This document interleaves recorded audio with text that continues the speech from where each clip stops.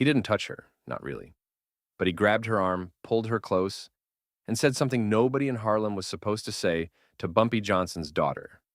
By midnight, Bumpy already knew. Chapter 1. The Wrong Arm. There are rules in Harlem, not written ones. Not the kind you find in courtrooms or city ordinances. These are older rules, understood rules, the kind passed down through a look, through a silence, through the way a man carries himself when he walks into a room and everyone already knows his name. Bumpy Johnson didn't post those rules on a wall. He didn't have to. Every man on every corner, every woman running numbers out of a beauty shop on 116, every bartender who poured without being asked, they all knew. You move in Harlem, you move with respect, or you don't move at all. That evening started like most evenings in that part of the city. Warm, loud at the edges, and quiet at the center.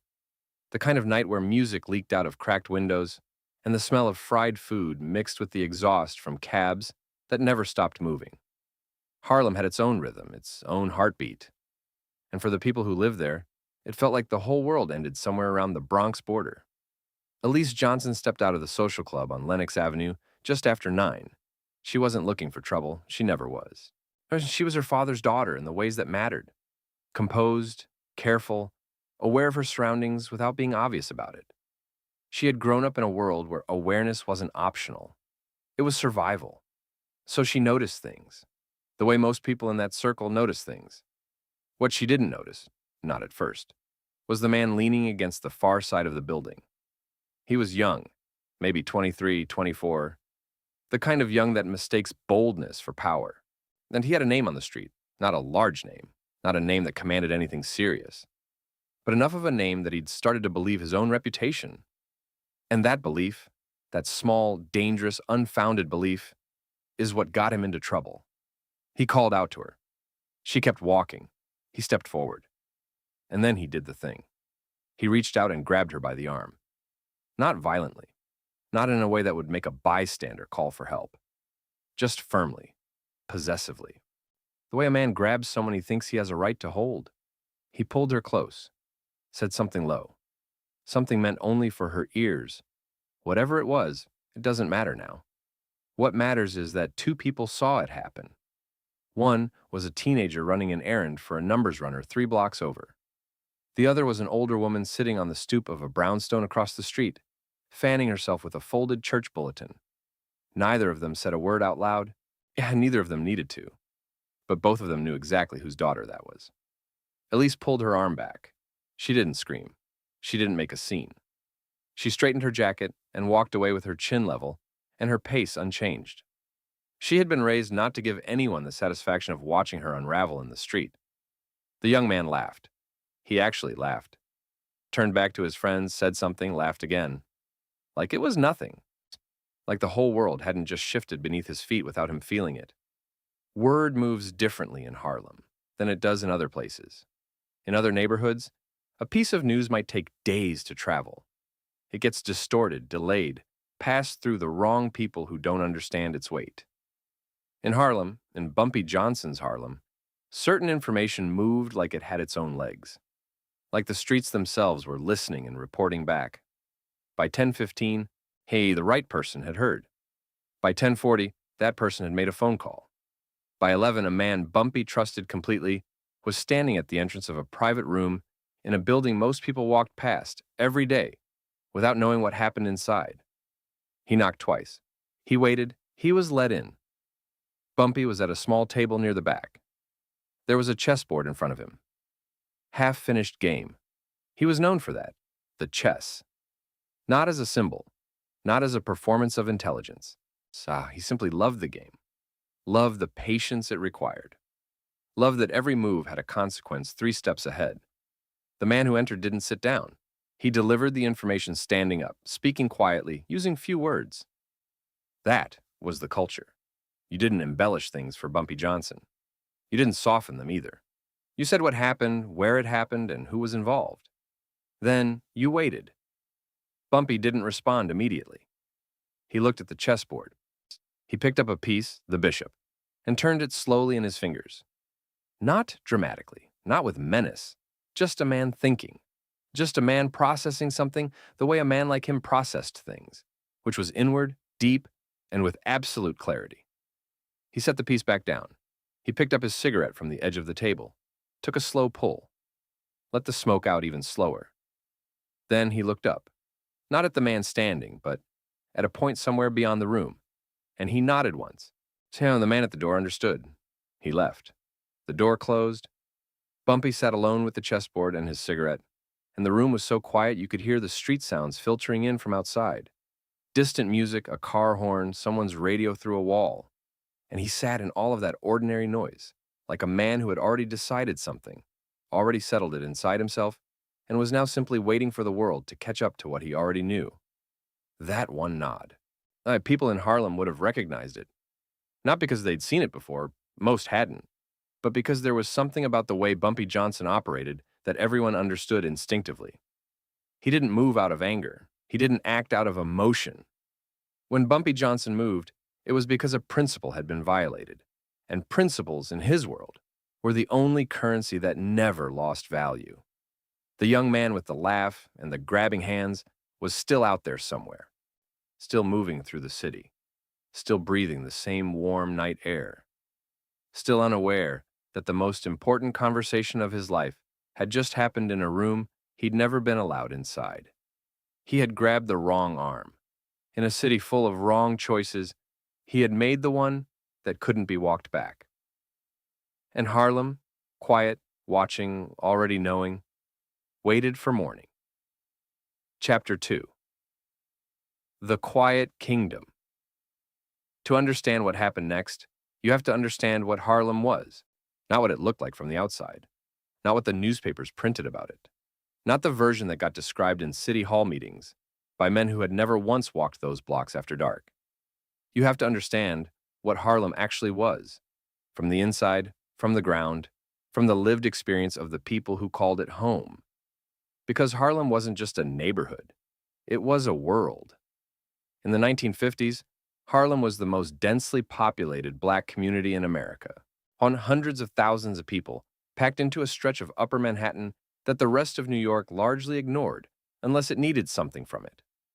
The music coming out of those brownstones and clubs was reshaping American culture in real time.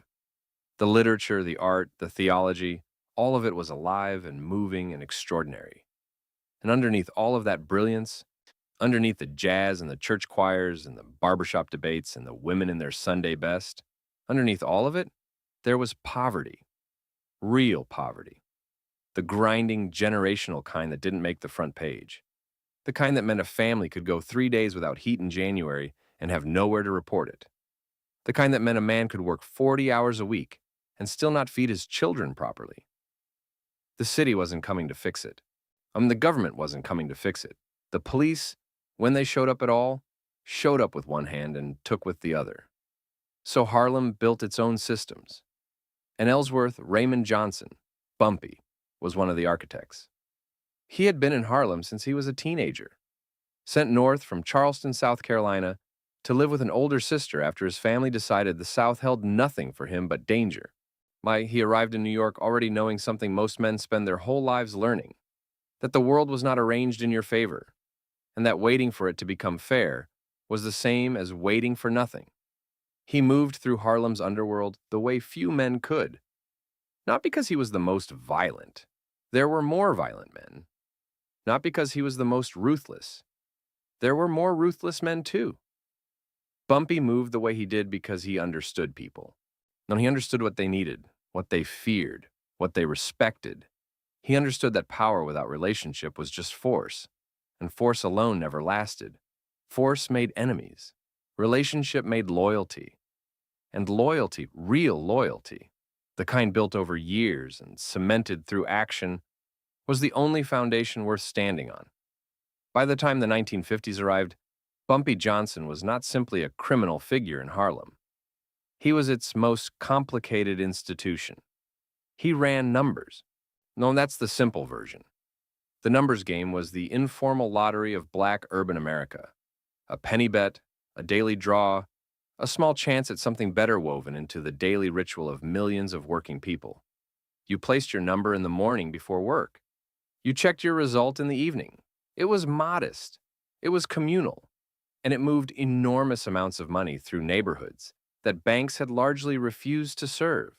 The Bumpy controlled the flow of that money through Harlem with a precision that most legitimate businesses couldn't match.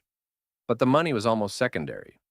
What Bumpy built around the money was something else entirely, a network of relationships that functioned like a shadow government. He paid for groceries when families couldn't. He made sure landlords who preyed on his community understood there were consequences for that kind of predation. He funded church programs, bail funds, and school supplies. He showed up at funerals. He knew people's children by name. This wasn't charity for public relations. This was a man who genuinely believed that if you were going to operate in a community, you were responsible to that community. That power came with obligation. That taking without giving back was a form of theft more corrosive than anything done at gunpoint. People in Harlem didn't just fear Bumpy Johnson. They trusted him. And that trust was worth more than any weapon he could have carried. There was a code inside all of this. Unspoken, but absolute. You didn't bring chaos into Harlem unnecessarily. You didn't prey on the civilians, the working people, the elderly, the women raising children on their own. You settled disputes quietly. You handled business without making the community pay the cost of it in blood on the sidewalk. Violence existed in Bumpy's world. He was not naive, and neither were the people around him. But violence was a last option, not a first instinct. It was a tool, cold, precise, reserved for moments when every other option had been exhausted or when a principle had been violated so severely that to do nothing would be to invite the unraveling of everything. That was the key word, principle. Bumpy operated on principles the way a judge operates on precedent, not sentiment, not mood. If you crossed a line, the response wasn't about emotion. It was about maintenance. It was about keeping the structure intact. Because if the structure crumbled, and if people stopped believing that the rules meant something, then everything fell. The trust fell. The community protection fell. The order that kept Harlem functional in the absence of institutional support fell. And Bumpy would not allow that. His family occupied a particular place inside this structure. They were not props. They were not symbols. They were not deployed for the sake of image or reputation. Bumpy kept his family, especially his daughter, as far from the street as he possibly could. That was intentional. That was the choice of a man who understood the cost of the life he had chosen and refused to let that cost be paid by the people he loved most. Everyone in Harlem knew this. Everyone understood that his family existed in a separate space, a protected space, an untouchable space. Not because of intimidation, because of respect. Because of the accumulated weight of everything Bumpy had done for that community over decades. Because when a man gives that much of himself, the community becomes protective in return, instinctively, organically. So, when a young man reached out and grabbed Elise Johnson by the arm on Lenox Avenue, he wasn't just making a personal mistake. He was walking into something he didn't have the knowledge to see. He was touching the one thing in Bumpy Johnson's life that existed outside the rules of the street. The one person Bumpy had worked every single day to shield from exactly this kind of moment. He didn't know the history. He didn't know the code. He didn't know that in Harlem, some names carried the weight of institutions, that disrespecting those names wasn't personal. It was structural. It sent a message to every corner, every block, every man and woman who had lived inside the protection of Bumpy Johnson's order. It said the order could be violated. It said the rules didn't apply to everyone. And that, above everything else, was the one message Bumpy Johnson could never allow to stand. Because a kingdom without enforced rules isn't a kingdom. It's just a place where anyone can do anything. And Harlem, Bumpy's Harlem, was never going to be that. Not while he was breathing. Not while he had one quiet nod left to give. Chapter 3. He doesn't raise his voice. There is a particular kind of dangerous that most people never encounter. Not the loud kind. Not the kind that announces itself with raised voices and thrown chairs and threats delivered at maximum volume. That kind of dangerous is common. You find it in bars, in arguments, in men who confuse noise with power, because noise is all they have ever had. The kind of dangerous Bumpy Johnson carried was different. It was the quiet kind, the kind that filled a room before he said a word, the kind that made experienced men, men who had seen real violence, men who had done real violence, suddenly conscious of their own breathing. It wasn't manufactured, it wasn't performed. It was simply the presence of a man who had long ago made peace with every decision he was capable of making. That is the most unsettling thing a human being can encounter. A man with no unresolved questions inside himself. Say, the night the information arrived, Bumpy was not in a mood to be disturbed. Not because he was angry. Bumpy Johnson in anger looked almost identical to Bumpy Johnson at rest. That was the thing people who didn't know him often misread. They watched for the signs they recognized. The raised voice, the clenched jaw, the posture shifting toward confrontation. Those signs never came. So they sometimes mistook his stillness for acceptance, for indifference. And that mistake had cost people everything. He had been reading when the knock came. A book of poetry. Langston Hughes, the same collection he had returned to for 20 years. He marked his page with the careful precision of a man who respected the object in his hands, who understood that some things deserved to be treated gently. He set the book on the side table. He straightened it so the spine aligned with the edge. Then he said quietly, "Come in." The man who entered was named Calvin, and not important to history, important to this moment. Calvin had been with Bumpy for 11 years. He was not a violent man by nature, which is precisely why Bumpy trusted him with sensitive information. Violent men delivered bad news with too much energy. They editorialized. They added their own anger to the message like seasoning, and that contaminated whatever came out of their mouths. Calvin just told you what happened. He stood near the door, hat in his hand, and he told Bumpy what had been seen on Lenox Avenue. He used plain language. He didn't minimize it. He didn't embellish it. He described the arm grab, the words, the laugh afterward. He described who had witnessed it and where Elise had gone after. Then he stopped talking, and the room became something else entirely. Bumpy didn't move for a long moment. He was still seated, elbows resting on the arms of the chair, fingers loosely interlaced in his lap. He looked at a space somewhere between himself and Calvin. Not at Calvin, not past him, just somewhere in the middle distance, where a man goes when he's thinking something all the way through to its conclusion before he opens his mouth. The clock on the wall made its small sound. Outside, the city continued being the city. Inside, there was only that silence and the specific weight it carried. Calvin had been in rooms like this before. He knew better than to interrupt it. Yeah, he knew better than to offer a suggestion, to anticipate a response, to fill the silence with anything. You let Bumpy Johnson have his silence. You stood there, and you respected it the way you respected a storm gathering on the horizon. You didn't talk to a storm. You waited for it to tell you what it intended to do. Finally, Bumpy exhaled through his nose. Slow, controlled, like a man releasing something he had already finished examining. He said, and his voice was completely level, completely ordinary, the voice of a man discussing the weather or the price of coffee. He said, "Who is he?"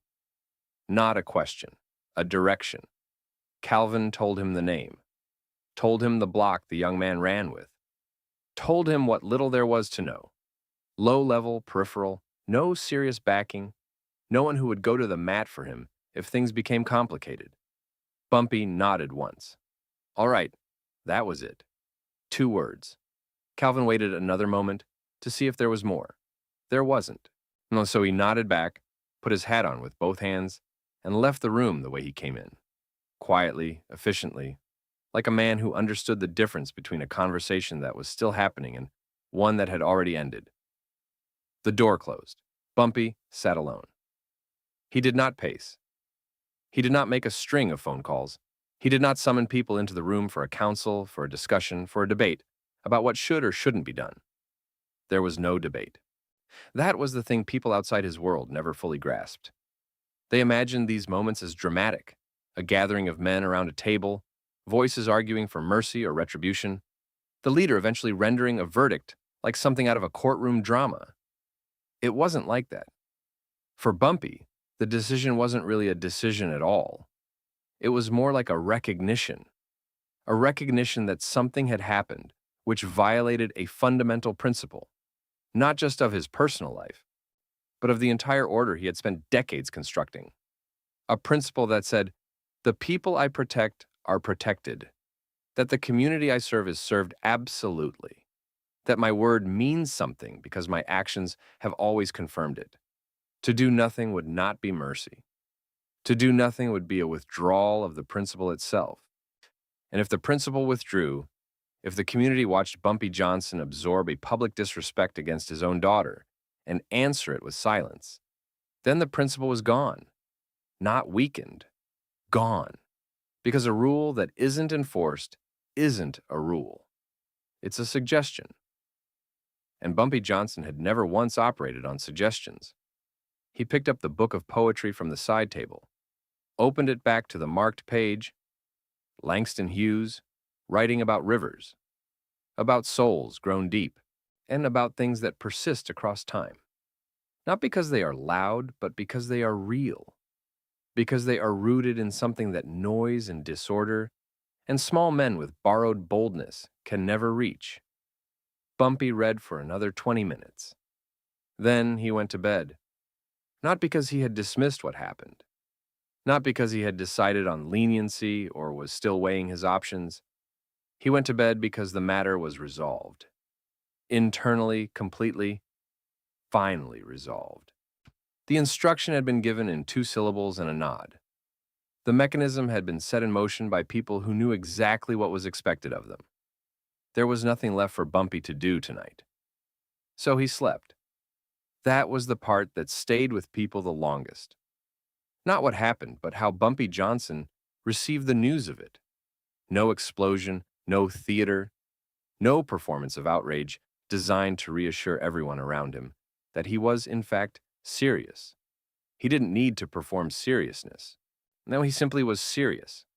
Permanently, constitutionally, bone-deep serious. About his community, about his principles, about the people he loved, about the order he had built with his hands and his reputation and 30 years of decisions. He didn't raise his voice. He never raised his voice. Because men who raise their voices are still trying to convince you of something. Bumpy Johnson had nothing left to prove. Somewhere across Harlem, a young man was ending his evening. Maybe he was laughing again. Maybe he was telling the story, embellishing it the way young men embellish things to make themselves larger in the eyes of their peers.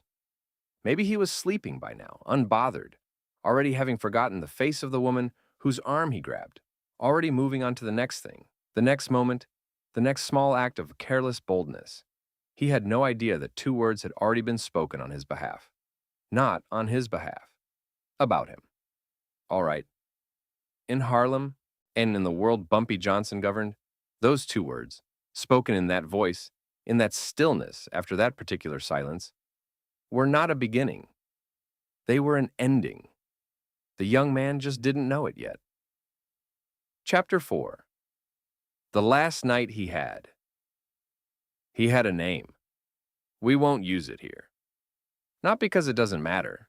Everything matters in a story like this. But because using it would suggest a kind of significance he hadn't earned. He was not a significant man. He was not a complicated man. He was not a man with a rich interior life or a carefully considered philosophy or a long record of deeds, good or bad, that might balance against each other on some final accounting. He was a young man who made one catastrophic mistake and spent his last hours completely unaware of it. That is the real tragedy here. Not the ending. The unawareness. He left his block around 9 in the evening. This was his routine. Loose, unhurried, the kind of schedule that belongs to men who have not yet discovered the value of structure. He moved through Harlem the way young men with just enough reputation and just enough recklessness always move. Like the city was a backdrop built specifically for them. Like the streets were a stage and everyone else was an audience. He stopped at a corner store on 118th, bought a soda, talked to the man behind the counter for a few minutes about nothing in particular. Baseball, maybe. The heat. The kind of conversation that exists only to exist. Comfortable, forgettable.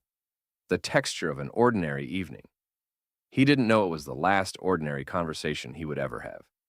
Around 10 o'clock, he met up with two men he ran with regularly.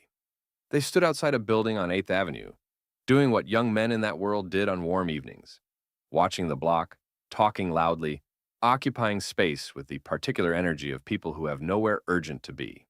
One of them had a radio. Music moved through the night air in fragments.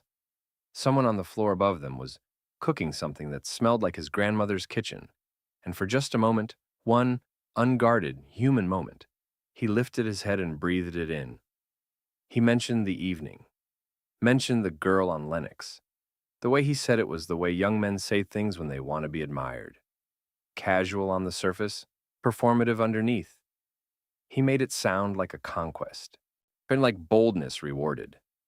His friends reacted the way he wanted them to. A laugh, a sound of approval, someone slapping his shoulder. Nobody in that small circle knew whose daughter she was. Or if one of them did, and it's possible one of them did, he said nothing. Because saying something would have required a kind of courage that very few men possess. The courage to interrupt a friend's pride.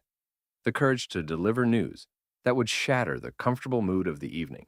Now, the courage to say, "You need to understand what you've done." That courage didn't appear. So the moment passed. The music kept playing. The evening kept moving. And the young man stood on that corner, laughing, alive, utterly unaware that in a quiet room across Harlem, two syllables had already sealed something he had no power left to unseal. By 11, the group began to thin. One man went home to his wife. Another had somewhere to be. The young man stayed out. He often did. The night felt too alive to abandon early. He had that quality that some young men have, an appetite for the later hours, a belief that something worth having was always just around the next corner of the evening. He walked, no particular destination, just walking the way you walk when the city's warm and your pockets have something in them and nobody has told you yet that the world has turned against you completely. He passed the barber shop on 117, closed now, a metal gate pulled down over the front. He had been getting his hair cut there since he was 12 years old. He passed the church on the corner, his mother's church, the one she dragged him to every Sunday until he got old enough to refuse. He passed a group of older men playing dominoes on a folding table outside an apartment building, and one of them looked up as he passed. The old man's eyes held something, not recognition of a face, recognition of a situation. The old men in Harlem had seen enough to develop a particular instinct. They knew things before they knew them. They could feel a change in the atmosphere, the way people who have lived near water can feel a storm approaching before the sky gives any visible sign. The old man looked at the young man walking past, and then he looked away and said nothing. Because there was nothing to say. Not now. Not at this hour. Some things had already moved beyond the point where words could redirect them. He found himself at a late-night spot around midnight. Not a bar exactly, and something between a bar and a social club. The kind of place that didn't have a sign, but everyone knew where it was. Music inside, low lighting, the smell of cigarette smoke embedded permanently in everything. The walls, the furniture, the air itself. He knew people there. Nodded at a few faces. Ordered something at the counter. He was relaxed. That is the detail that matters most. He was relaxed. There was no tension in his shoulders. No anxiety behind his eyes. No sixth sense firing in the background of his awareness, telling him to pay attention, to be careful, to think about what he had done and what it might have set into motion. He had no such sense operating. Or if he had it once, the years of small boldnesses and unanswered provocations had dulled it past usefulness. He sat at the counter and drank and half listened to the music and probably thought about ordinary things. Tomorrow, money, a girl he actually liked somewhere, a pair of shoes he had seen in a window. Normal thoughts. The thoughts of a man who expects to see tomorrow. There's something almost unbearable about this part of the story. Not almost. Completely unbearable if you sit with it long enough. Because this young man, Whatever his failures, whatever his recklessness, whatever he did and didn't understand about the world he was moving through, this young man was somebody's son, somebody's brother maybe, somebody who had a grandmother's cooking embedded in his memory, somebody who had been 12 years old once, getting his hair cut at the barber shop on 117th, not yet knowing what kind of man he would become or what kind of world he was inheriting. He became the wrong kind of man, made the wrong kind of move, in the wrong city, against the wrong family. And now the night was winding down around him like water draining from a basin, slowly, inevitably, without drama. And he couldn't feel it happening because he didn't know what he had put into motion. He left the late-night spot somewhere around 2 in the morning. The streets were quieter now. Not empty, Harlem never went fully empty, but quieter.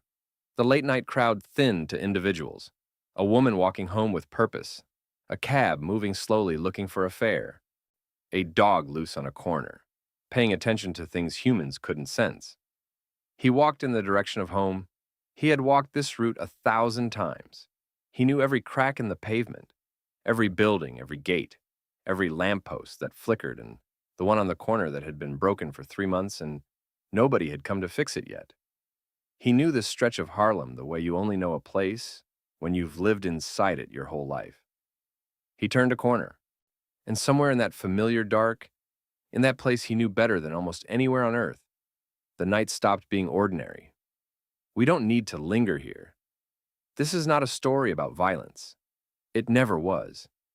It's a story about what happens when a man mistakes the absence of immediate consequence for the absence of any consequence at all.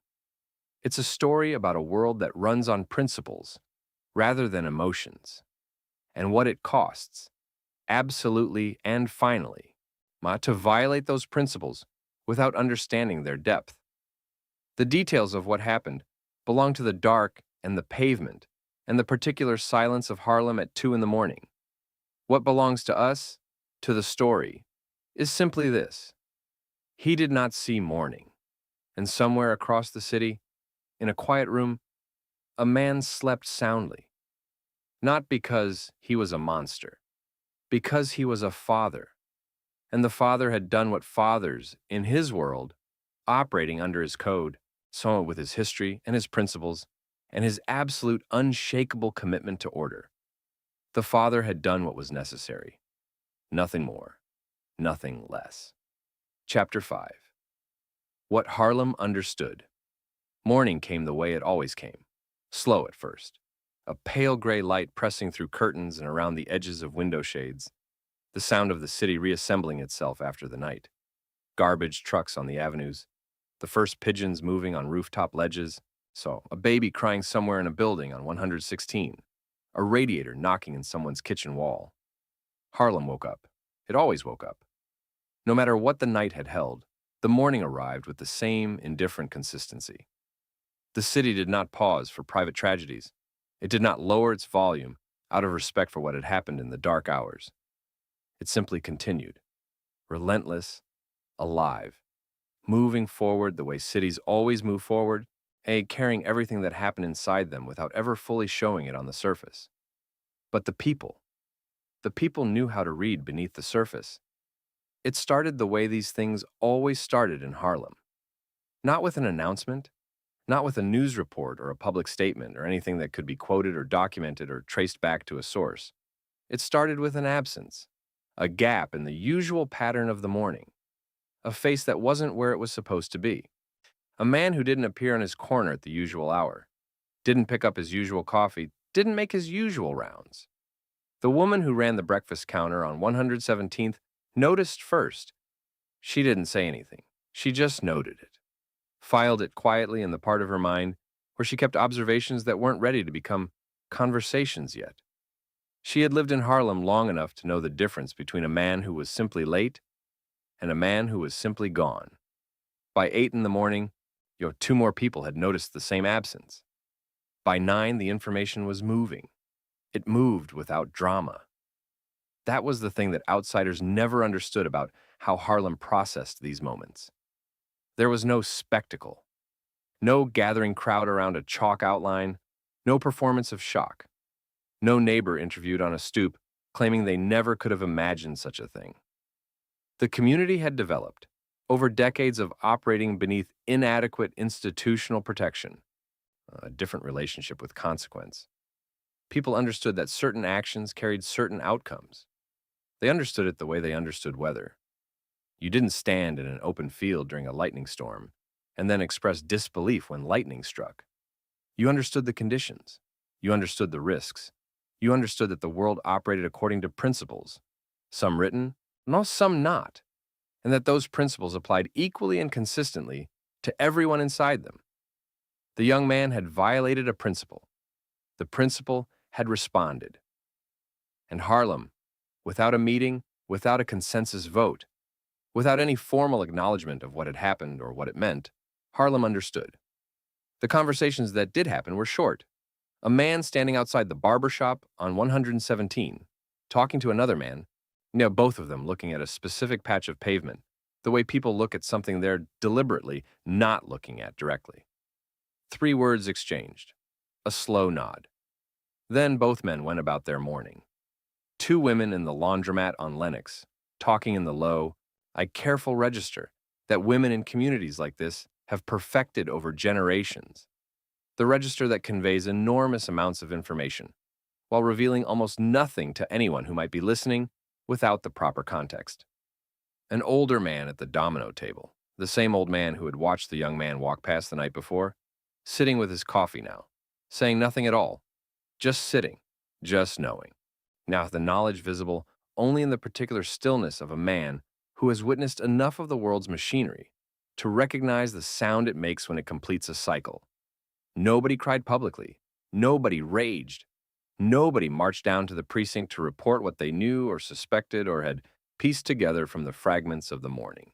So the relationship between Harlem and the police department was its own complicated story, a story of neglect and predation and years of institutional failure that had taught the community conclusively and repeatedly that the precinct was not a resource available to them in any meaningful way. So Harlem handled Harlem. It always had. The absence had a specific texture. Not relief exactly, not satisfaction. Those would be the wrong words. Too simple, too clean for something this layered. The texture was closer to resolution. The texture of a community that had watched an equation be written on one side of the board, and now saw the other side filled in. Balance restored. Not happily, not without cost, but restored. Because the cost of imbalance was always higher. The cost of allowing the principle to go unenforced. The cost of letting the community watch Bumpy Johnson absorb a public disrespect against his own daughter and answer with nothing. That cost would have been paid in slow, compounding ways. In the gradual erosion of the sense of order that allowed people to feel safe. In the small emboldening of every man who had been watching to see how far the line could be moved before someone enforced it. Order in Harlem was not maintained by the police. It was maintained by the understanding that certain things were not done, and when those things were done anyway, they were answered. That answer was not cruelty, it was maintenance. It was the community's immune system functioning exactly as it had been trained to function, isolating the violation, containing it, neutralizing it before it could spread into something larger and more destructive. Harlem understood this, and they had always understood this. And the morning moved forward. Bumpy Johnson appeared on the street around 10 o'clock. He was dressed well, as always. Not ostentatiously, never that, but with the careful attention to presentation that characterized everything he did.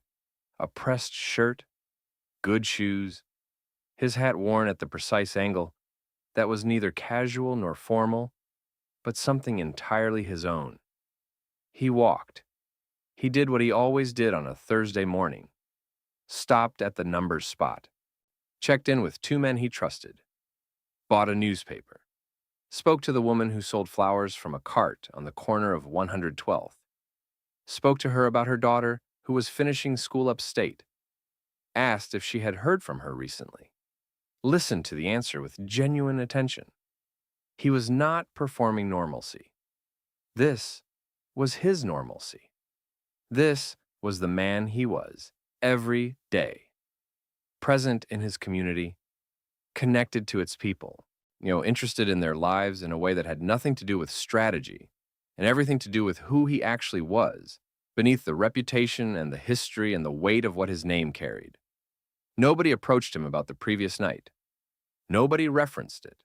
Nobody offered a knowing look or a subtle acknowledgement or any of the small social signals that might have indicated awareness of what had happened and gratitude for it. That was not how it worked. You didn't thank Bumpy Johnson for maintaining order any more than you thanked the sun for rising. It was simply what he did. It was simply what he was. The acknowledgement was implicit, visible in the way people greeted him, in the warmth that moved through a room when he entered it, in the trust that had accumulated over 30 years of consistent action and principled decision-making. The community's love for him was not loud. It was structural. It was built into the way Harlem functioned around him, the way a river valley is built around the river that carved it. The river doesn't need to announce itself. The valley is the announcement. Elise Johnson did not know, at first, the full extent of what had happened. She knew her father. She knew in the way that daughters of complicated men always know, not through explicit information but through the particular quality of the air around him. Through the things he didn't say and the way he didn't say them, she knew that the matter had been resolved. When she saw him that morning, he kissed her on the forehead. He asked about her evening. She said it was fine. He nodded. He looked at her. Really looked at her. The way fathers look at their children when they are checking for damage that might not be visible. And something in his eyes settled when he found none. He said, "Good." That was all. No, the word contained everything he would never say out loud. The love, the fury that had been compressed into stillness, the absolute non-negotiable commitment to her safety that had governed the previous 18 hours, the relief that she was standing in front of him whole and unaffected, the weight of being a father inside a life like his. One word. Good. And then he poured his coffee and sat down at the table and opened his newspaper, and the morning continued. There is a version of this story where you judge it, where you hold it up against a certain kind of moral standard and find it wanting, where you say that what happened was wrong, that no man has the right to appoint himself judge and executioner, that the proper response to any violation, however personal, however principled, runs through institutions and courts and the mechanisms of a society built on law.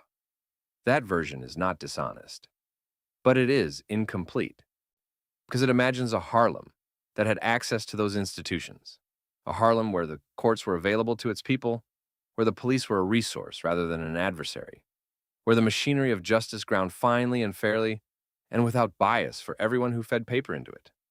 That Harlem did not exist. What existed was the Harlem that Bumpy Johnson moved through every day, where the gap between the law on paper and the law in practice was so wide that entire communities had fallen into it and never climbed out, where the people had learned, through generations of disappointment and betrayal, that they were largely on their own. In that Harlem, Bumpy Johnson was not a criminal who happened to love his community. He was the community's chosen protector who happened to operate outside the law. The distinction matters, not to excuse, but to understand. Now, an understanding, real, honest, unflinching understanding, is the only way a story like this means anything at all. The morning passed. The afternoon came. Harlem kept moving, its music, its noise, its beauty, its struggle, all of it continuing without pause or apology. A man was gone from it, and the community that remained did not celebrate that absence, did not mourn it loudly, did not pretend it hadn't happened or that it hadn't happened for a reason. It simply absorbed it, and the way it had absorbed so much. And somewhere in the rhythm of that ordinary Thursday, in the texture of a community going about its life, with the quiet confidence of people who knew they were protected, Bumpy Johnson's answer echoed forward, not as violence, as a reminder that order has a guardian, that principles have weight, that the people of Harlem, working people, struggling people, and people who had been given so little by the systems designed to serve them, that those people were not without recourse. They had Bumpy, and Bumpy had a code, and the code as it had always done, had held. Chapter 6. A Father Before Everything. Years passed. The streets changed. The names on the corners changed. The music coming out of the windows changed.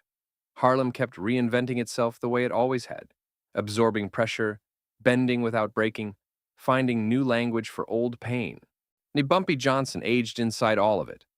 The empire he had built didn't outlive him cleanly. Nothing like that ever does. But the thing he had constructed beneath the empire, the code, the order, the unspoken contract between a man and his community, that persisted. You could feel it in the way older residents spoke about him. Not with mythology, not with the inflated reverence people reserve for men they never actually knew. With something quieter than that. Familiarity, gratitude, or the specific tenderness reserved for someone who was genuinely present when presence mattered. He died in 1968. Heart attack. A Harlem restaurant.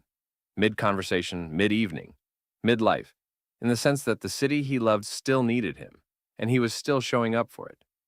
The community came out for his funeral in numbers that surprised people who had only known his name from newspaper headlines.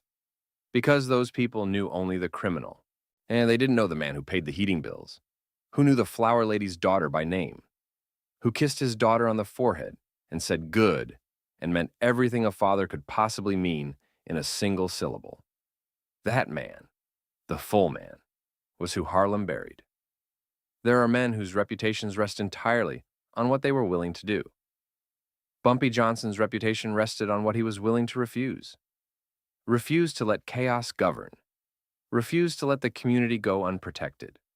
Refuse to let the people he loved become casualties of the life he had chosen. Refuse to perform anger when stillness was more powerful. Refuse to be anything less, in every moment, than exactly what he had decided he was going to be. That refusal, sustained across decades, tested constantly, never abandoned, was his legacy. Not the empire. The refusal.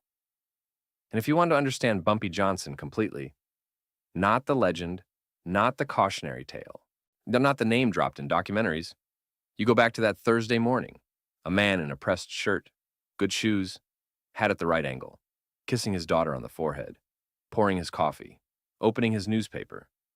A father, before everything else. A father.